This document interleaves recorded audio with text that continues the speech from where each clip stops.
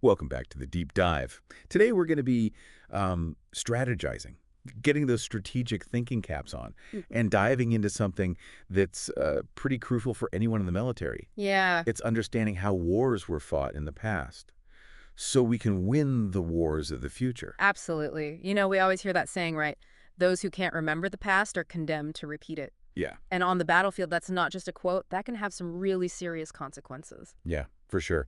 So to help us unpack this idea, you brought a text. It's a pretty important one. It's On War by Carl von Clausewitz. Right. And we're jumping right into chapter 6, where he really gets into how to effectively use military history. And this isn't just for, people who love history. This is about giving our listeners, the people out there on the ground, Right. the tools they need to think critically about the past and how it applies to their jobs today. Yeah, absolutely.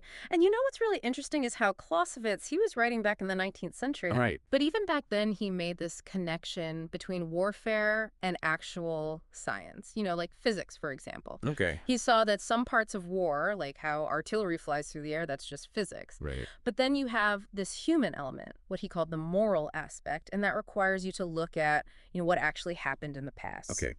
Now, before we get too far, can we define moral in this situation? I think it's important to be on the same page. Oh, yeah, that's a really good point. So in this case, moral means like the psychology, the emotions that come into play during war. Okay. We're talking about morale, courage, being afraid, the willingness to fight, how commanders make decisions under pressure. It's all those things you can't really see that can really change how a battle goes. Okay, so that makes sense. We've got these unchanging laws of physics, but then we've also got this very human, very unpredictable moral factor. So how does Clausewitz say we can balance these two when we study military history? So he says that to really get those moral factors, we need to look at real historical examples. Yeah. He uses the example of early guns to prove his point. Yeah. Think about it. All right.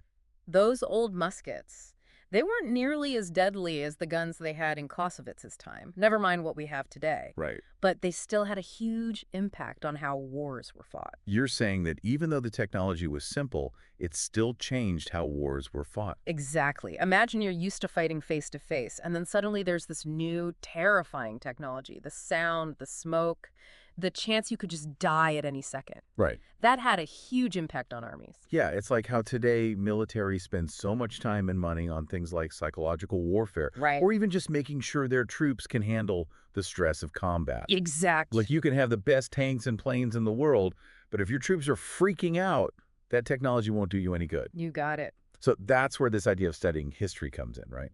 Exactly. And Clausewitz, he's not saying you need to memorize every date in battle.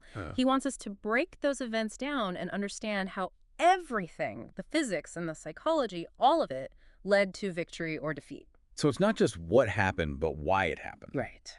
But how do we actually do that? How does Clausewitz say we should study history? He gives 4 ways to use these historical examples. First, they can just illustrate an idea, make it easier to understand. Right. Second, they show how these ideas actually work in a real battle. War is messy, it's unpredictable, and these examples show us that. So it's like the difference between reading about a battle plan and actually being in the middle of the fight. Exactly. And that's where Clausewitz's 3rd and 4th ways to use history come in. He says we can use them as like proof, Okay. as evidence to back up or maybe even disprove a military theory. It becomes less about telling a story and more about really analyzing what happened. So we're not just picking battles from history that already fit our own ideas. Clausewitz wants us to be more honest about the examples we choose. Exactly.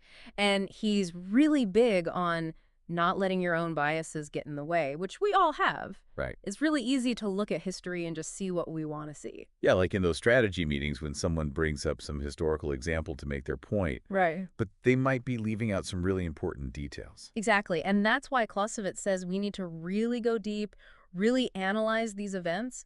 He says just one event, if you really study it, Okay. that's worth more than like a dozen examples that you just skim over. So no shortcuts. Yeah.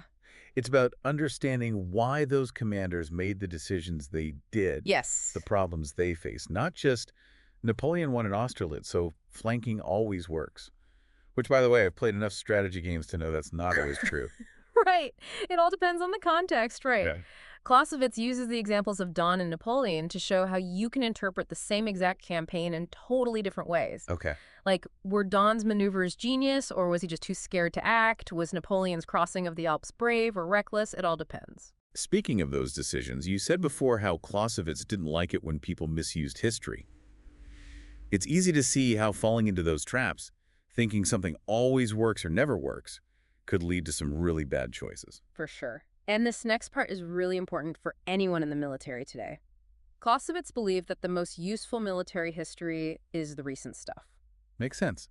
The closer it is to our time, the more similar the technology and everything else is. Exactly. But, and this is where it gets interesting, he doesn't say we should ignore older wars either. So even though studying something like the Napoleonic Wars might be more relevant to today, Right. there are still things we can learn from older battles, like the Peloponnesian War or even earlier. Absolutely. Clausewitz says even in those old battles, you can find these enduring principles of warfare. He uses the example of battles between the Swiss and the Austrians, the Burgundians and the French.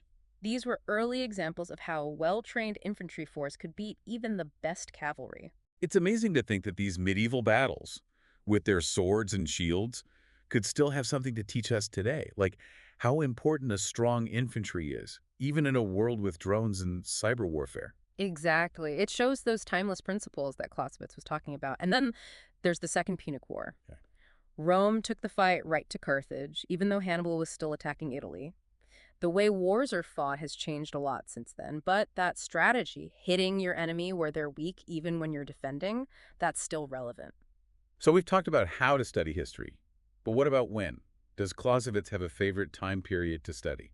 So Clausewitz thinks we should study both old and new wars, but he's also saying we shouldn't rely too much on either one, right? It's about finding a balance. Yeah, you got it. He actually criticizes those military historians, the ones they get stuck in those old battles. Right. And they start making these big claims about warfare without realizing how much the world has changed. It's like trying to use chariots to fight tanks. Exactly. Clausewitz wants us to use our heads, not just copy what worked in the past because it's a good story or something. So for the people listening, the soldiers, the officers, they're dealing with things changing faster than ever. Yeah. What's the most important thing for them to take away from all this? I think it comes down to this. History is a tool, not a rule book.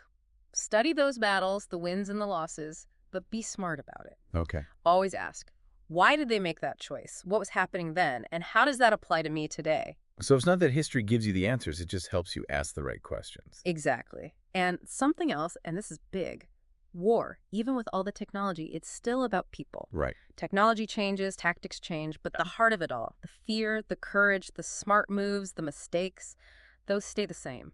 Wow. That's something to think about. Clausewitz wants us to really dig into military history, to think about it, to question it, but most importantly, to learn from it. He's telling us to see those who came before us, not just as names in a book, but as people, as soldiers, dealing with the same problems we face today. Exactly. And with that in mind, here's one last thing to consider. Clausewitz thought recent history matters most for the military. But is that always true? Are there things we can learn from those ancient battles, the ones with swords and shields, that still apply today? That's something to think about as you continue your own deep dive into the history of war. Thanks for joining us in the Deep Dive.